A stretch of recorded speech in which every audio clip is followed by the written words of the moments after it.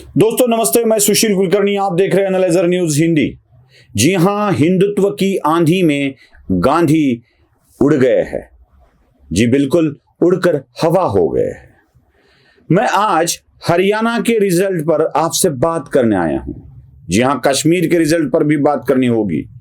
भाऊ तोरसेकर ने मराठी वीडियो में यह कह दिया कि ये विजय न मोदी का है न बीजेपी का है, बल्कि ये हिंदुत्व का विजय है। जी हां, बिल्कुल सही कहा भाऊ ने। यह विजय हिंदुत्व की है, हिंदुत्व को मानने वाले विचारधारा की है। हिंदू एक हो रहा है, अपनी जातिगत भावनाओं को छोड़कर एक हो रहा है, इसी की यह विजय है। मैं आज इस बात पर आपसे चर्चा करने नहीं आया हूं, उस पर हम किसी दिन अलग चर्चा और करेंगे। मराठी पर भी इस पर मैं बात करने वाला हूं। लेकिन आज जो मुझे आपको बताना है कि किस तरह से हवा बनाई जाती है और ये हवा में उड़ने वाले लोग कैसे हवा हो जाते हैं। जरा कॉन्फिडेंस के साथ बात करने वाले और कैसे कैसे करते हैं, क्या क्या विचार करते हैं, यह भी देखना आवश्यक है। किसी को चिढ़ाने के लिए मैं ये वीडियो आपको नहीं दिखा रहा हूं। सबसे पहले कांग्रेस की नेता सुप्रिया श्रीनेत का वीडियो मैं आपको दिखाऊंगा। सुप्रिया श्रीनेत भारतीय जनता पार्टी के पराजय को पत्थर की लकीर मानती है, कांग्रेस का विजय तो होगा ही ऐसे मानती है, और नाम बदल दिया जाए यह भी बोलती है। अब सुप्रिया श्रीनेत खुद अपना नाम बदलने पर उतारू है। चलो देख लीजिए कि जिस गुजरात मॉडल की आप दुहाई दे रहे हैं वो हरियाणा में भी लागू किया था भारतीय जनता पार्टी ने। यहां पर भी सीएम, यहां पर भी डिप्टी सीएम, यहां पर भी अध्यक्ष बदला था। उसका नतीजा सबके सामने है। 20 के ऊपर अगर बढ़ जाए तो मेरा नाम बदल दीजिएगा। 15 से 20 के बीच में इनकी सीटें आने जा रही, उससे कमी होंगी, ज्यादा नहीं होंगी हरियाणा में। देख लिया। अब क्या करे, सुप्रिया श्रीनेत का नाम क्या रख दे? कोई बता दे क्या रख दे?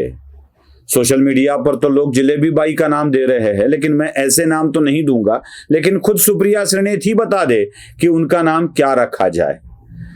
भाई, सुप्रिया की ये कॉन्फिडेंस लेवल कहां से आती है, ये जरा समझना पड़ेगा। ये कॉन्फिडेंस लेवल आती है सलीम जी से, मतलब योगेंद्र यादव जी से। योगेंद्र यादव जी अपने आप को एक पत्रकार समझते हैं। मैंने तो डिक्लेयर कर दिया है मैं पत्रकार नहीं हूं, फिर भी योगेंद्र यादव किसी पार्टी के तलवे चाटते हुए अपने आप को पत्रकार कहते हैं, अपने आप को पत्रकार बताते हैं। और यही योगेंद्र यादव कांग्रेस के लिए क्या कुछ बोल देते हैं। देखिए दोस्तों, मैं आपको फिर से बोल रहा हूं, जब सुशील कुलकर्णी, भाऊ तोरसेकर, प्रभाकर सूर्यवंशी बीजेपी के लिए अच्छा बोलते हैं तो हम हो जाते हैं बीजेपी की चाटने वाले, अंधभक्त। न जाने क्या क्या उपाधियां लगाई जाती है। और ये कांग्रेस की चाटने वाले क्या क्या बोलते हैं, देख लीजिए। लोग मेरे से पूछते थे, इसलिए आज भी पूछते हैं, योगेंद्र जी बताओ इस चुनाव में क्या होगा। मैंने कहा जी इस चुनाव में 3 संभावनाएं हैं। पहली संभावना तो यह है कि पूरे हरियाणा में कांग्रेस की हवा चलेगी और उसको बहुमत आएगा। यह सही है या नहीं?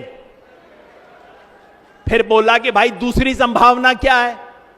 मैंने कहा दूसरी संभावना यह है कि हवा नहीं, कांग्रेस की आंधी चलेगी हरियाणा में। यह सही है कि नहीं है? फिर मेरे से बोले भाई ये दोनों के अलावा तीसरी संभावना कौन सी बच गई है?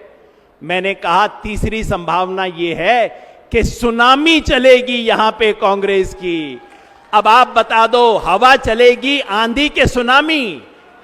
देखा, आंधी है, पहले हवा है, फिर आंधी है, फिर सुनामी है।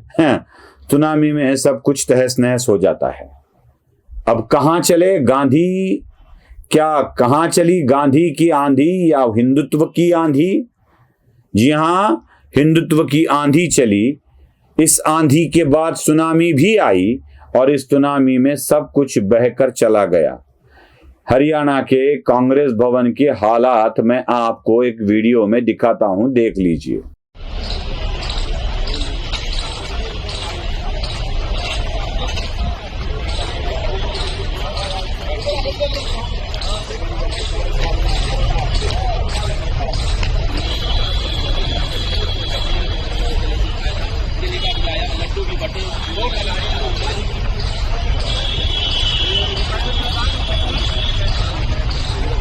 देखे, ये हालात ऐसे थे कि मानो मातम सा छाया हुआ था। कितनी कोशिशें की, कितनी कोशिशें।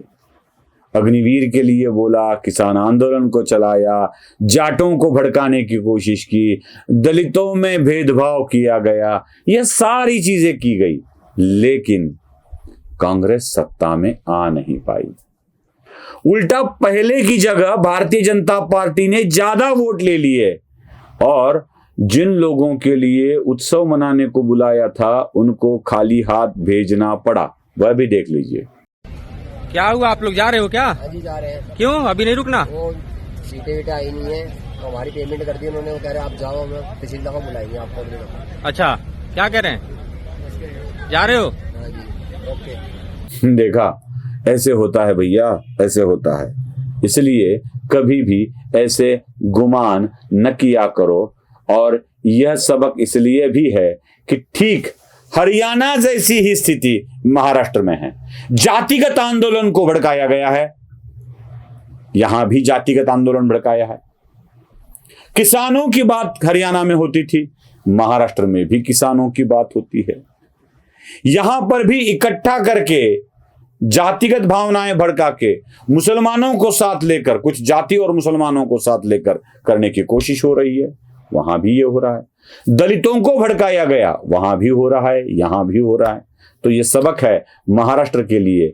जब हिंदुत्व की आंधी आती है तो गांधी हवा हो जाते हैं। नमस्ते।